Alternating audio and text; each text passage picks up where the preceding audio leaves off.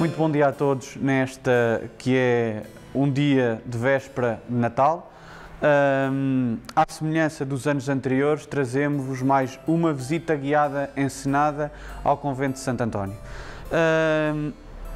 Em diferença dos anos anteriores, em que podíamos estar aqui todos juntos e apreciar aquele que é o ex-libris das construções franciscanas do concelho de Penamacor e, quem sabe, da região, não podendo, trazemos e vamos estar convosco através destes meios virtuais para vos trazer aquilo que é o património do concelho de Penamacor. Mais uma vez, esta visita guiada encenada prende-se com a necessidade de divulgação do património cultural de Penamacor de forma dinâmica, insere-se nesta política de salvaguarda e divulgação do património cultural em Penamacor. Está por dentro de um programa intitulado Beira Baixa Cultural, programa que é feito chegar aos municípios através da Comunidade Intermunicipal da Beira Baixa, e é cofinanciado por fundos europeus através do Portugal 2020. Espero que gostem desta visita guiada encenada ao Convento de Santo António, que vai ser realizada pelo Tiago Alves, que já é, portanto, figura comum nestas visitas guiadas encenadas. Venham connosco até ao interior e com o Tiago para ficarem a conhecer o Convento de Santo António.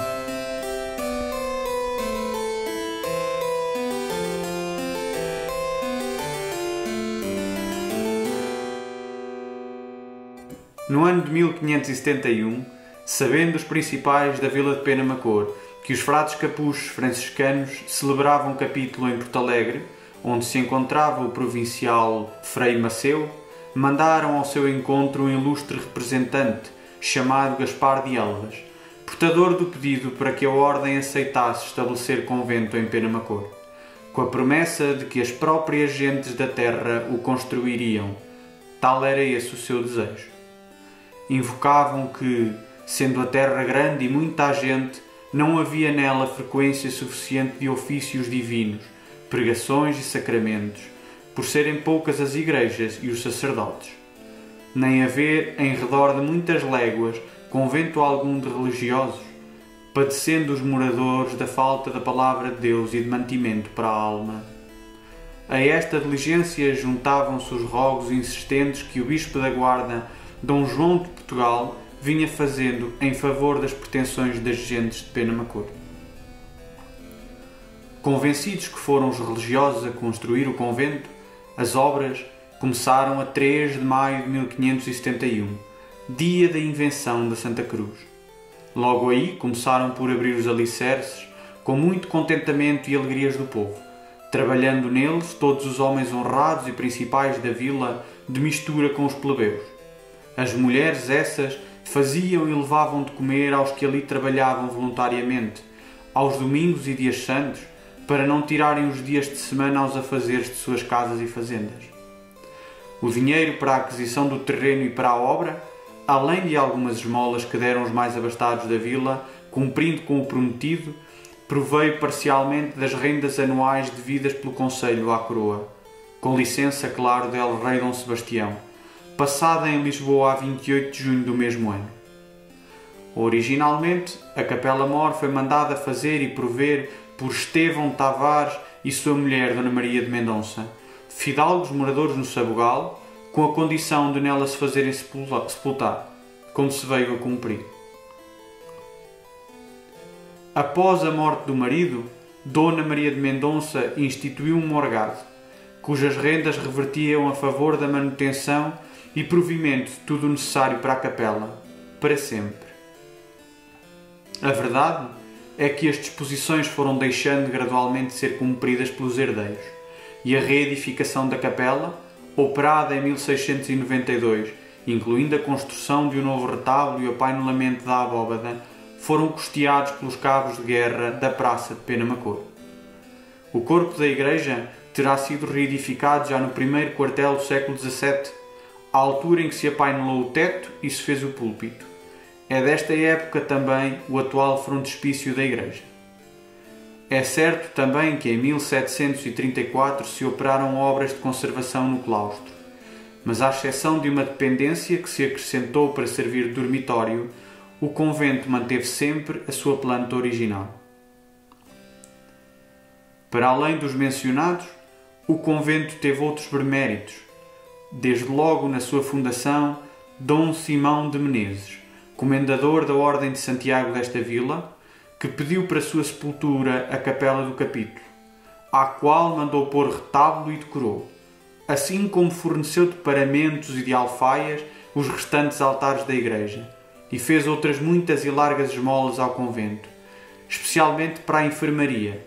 Em 1631, o fidalgo Pedro Álvares Cabral, sobrinho tetraneto do descobridor do Brasil, casado em Penamacor com Dona Leonor de Menezes, neta de Alexandre Farnésis, duque de Parma, doou uma propriedade chamada o Picoto, que passou a incorporar a cerca do convento e na qual viria a ser erigida a capela de Nossa Senhora da Conceição, que ainda hoje existe. Com a extinção das ordens religiosas em 1834, o convento incorpora os bens do Estado e acolhe então um hospital, que tinha como missão principal curar os militantes da Praça de Penamacor. Missão essa que cumpriu até a inauguração do novo Hospital de Santo António, que ocorre em 1905. Em 1946, o imóvel é cedido à Misericórdia, embora continuasse a ser parcialmente ocupado pela Guarda Nacional Republicana até à década de 60. Após obras de conservação e restauro para acolher uma maternidade, intenção que não se concretizou, aqui acabaria por se instalar o Centro de Saúde de Penamacor entre os anos de 1975 e 1990. Já durante a primeira década do novo século, em resultado da união de esforços entre a Santa Casa da Misericórdia, Câmara Municipal e o Estado português, decorrem as obras de conservação e restauro da Igreja, ao nível da cobertura e interiores, que lhe devolveram o seu antigo esplendor, que hoje podemos admirar.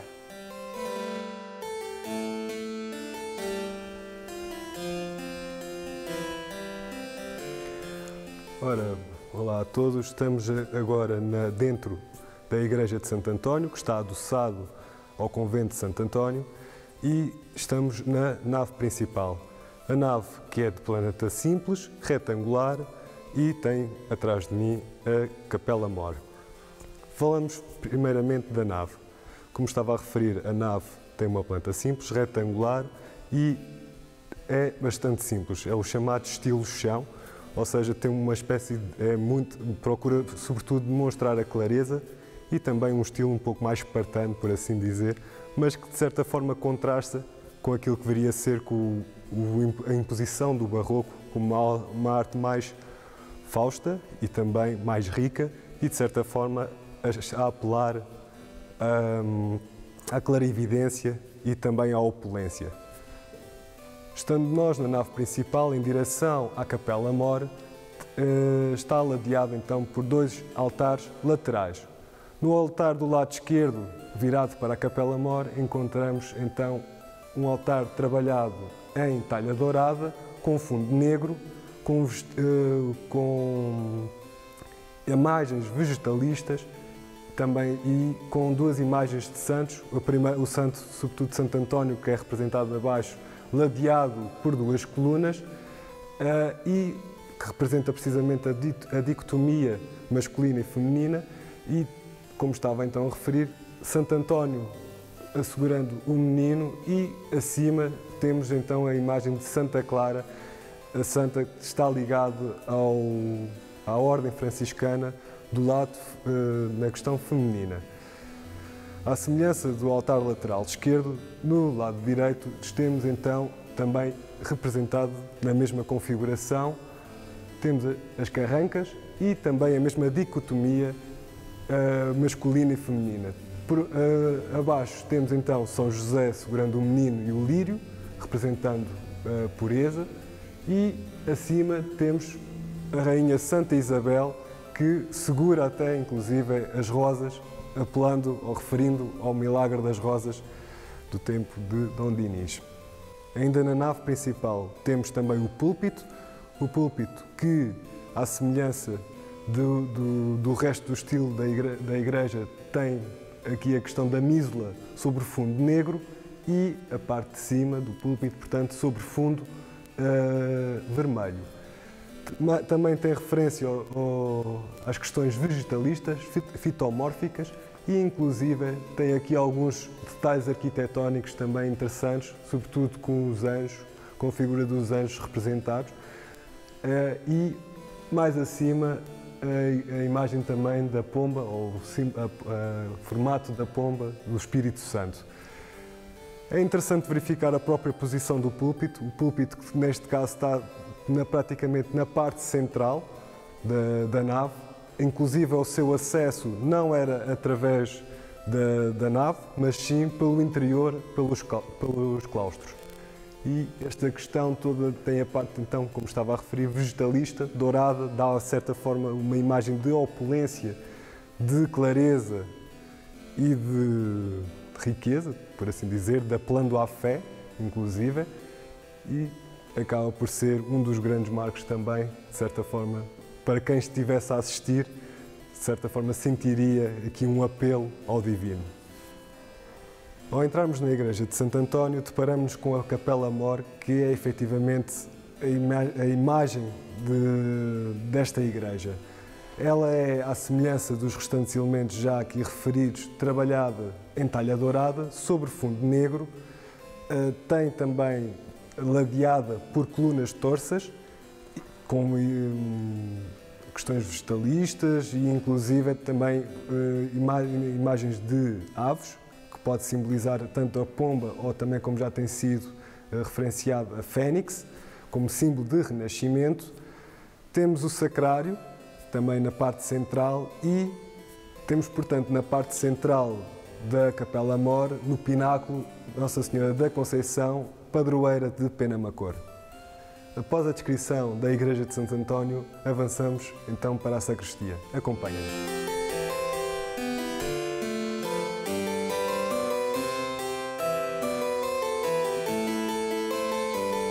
Encontramos-nos agora na sacristia da Igreja de Santo António, que está adoçada também ao convento de Santo António, e encontramos efetivamente um conjunto de elementos que dão volume a este local.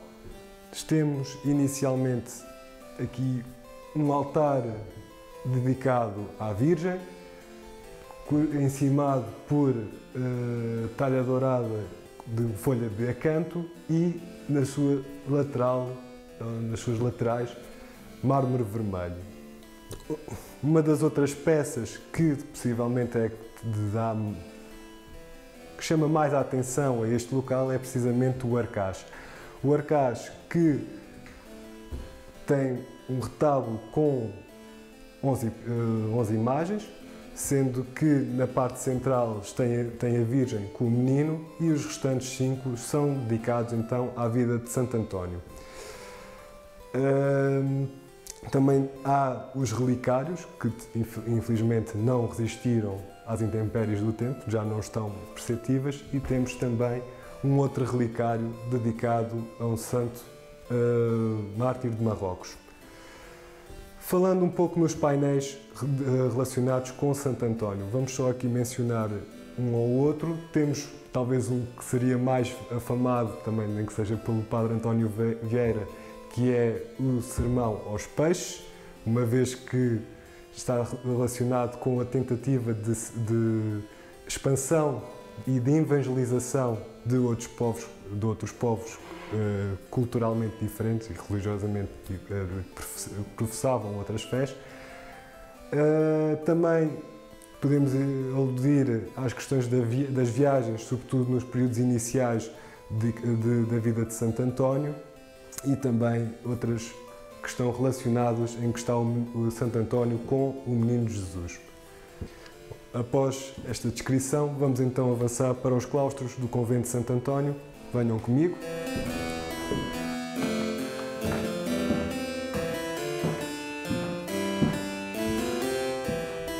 Encontramos-nos agora nos claustros do convento de Santo António. São claustros de planta quadrangular, é também caracterizado por ter dois pisos, portanto um piso térreo e um piso superior. É ladeado por colunas e, inclusive, a questão tem também alguma outra particularidade, que é no piso térreo, a parte do teto é abobadado e o piso superior, ou o primeiro piso, de certa forma, o teto é em maceira. E que são as duas grandes particularidades, inclusive um é em pedra, o piso superior é em madeira. Outra particularidade relacionada com o claustro do convento de Santo António, sobretudo referente ao piso térreo, o piso térreo é de laje granítica e era também uma necrópole, mas apenas eram enterradas dois tipos de pessoas, sendo os padres que então habitavam no convento e, inclusive, as pessoas mais pobres que ajudaram na construção do convento de Santo António. Já as pessoas mais ricas que contribuíram com dinheiros e fundos para a construção do convento eram enterrados, então, ou melhor, o túmulo seria na parte da igreja de Santo António. Os claustros, além de ser o epicentro da vida monástica aqui do convento de Santo António, também tinha outra particularidade. De certa forma, era onde eram recebidas as águas pluviais que alimentavam a cisterna do convento, de certa forma servia então como abastecimento à população monástica aqui residente. Através dos claustros também conseguimos aceder a outras partes, sobretudo relacionadas com a igreja de Santo António, nomeadamente ao púlpito e também ao coro alto. Venham daí.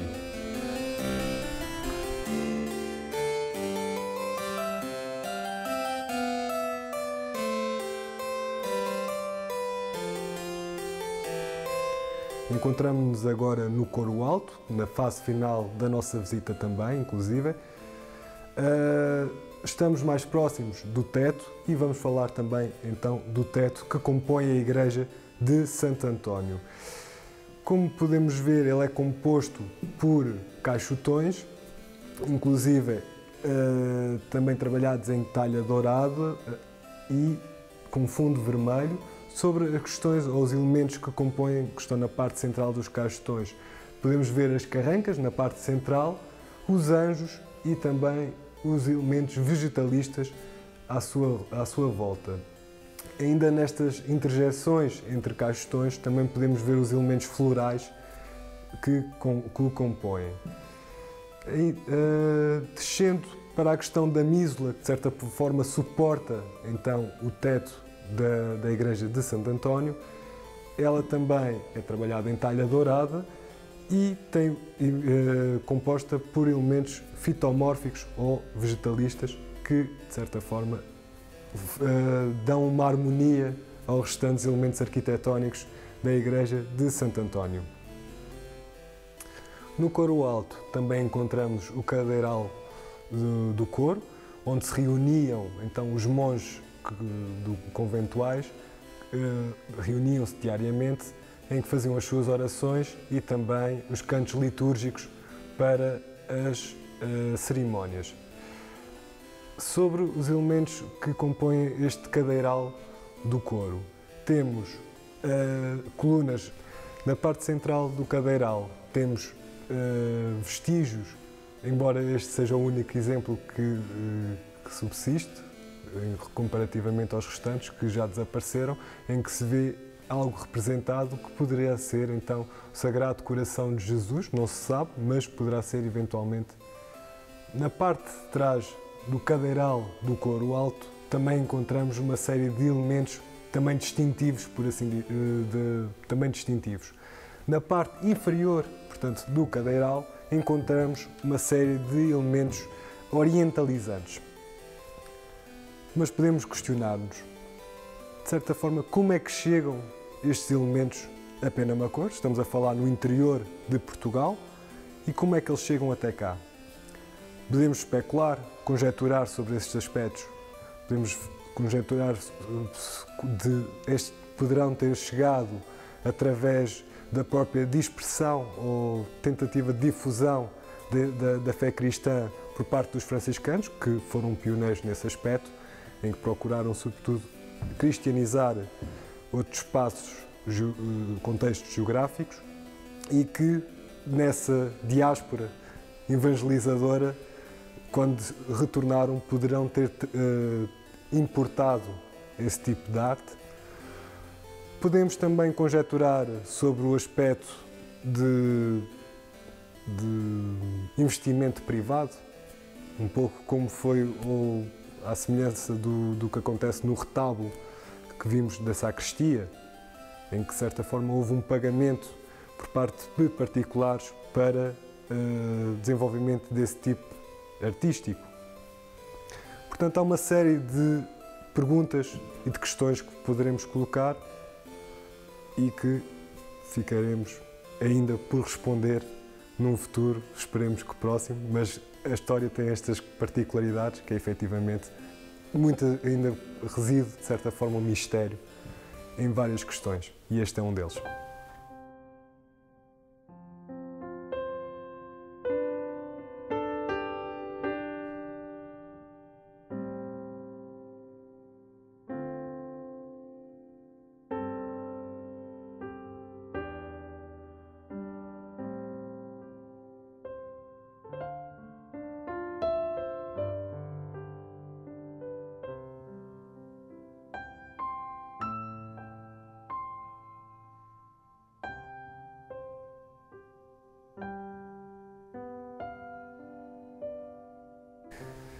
Chegamos assim ao final da nossa visita à Igreja de Santo António e ao Convento de Santo António de Penamacor.